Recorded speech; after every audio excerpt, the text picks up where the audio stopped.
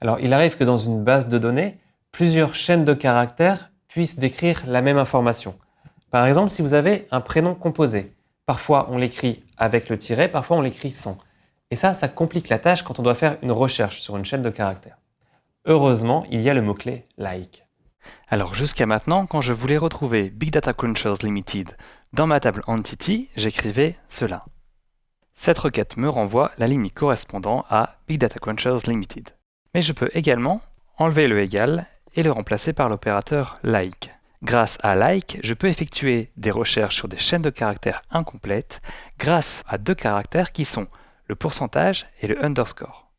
Par exemple, si je remplace mon i par un underscore, la requête fonctionne toujours, elle me renvoie la même ligne. Le underscore me permet de remplacer un et un seul caractère.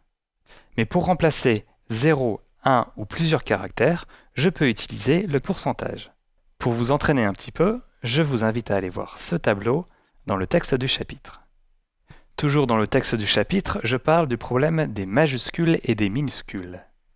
Alors dans notre enquête, l'opérateur like peut nous aider à voir si nous n'avons pas oublié de doublon dans la table intermediary. Recherchons par exemple l'intermédiaire Patcher Banking.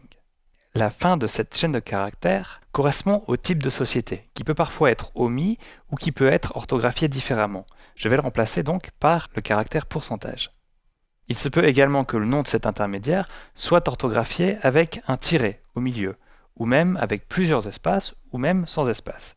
Et pour être vraiment sûr, je vais même rajouter ce caractère pourcentage au début.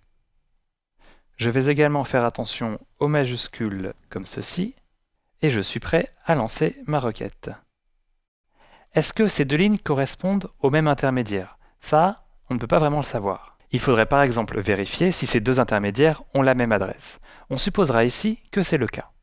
Il aurait fallu être plus précis dans la requête du chapitre précédent en remplaçant cette partie de la condition par une condition faisant intervenir l'opérateur like, comme ceci.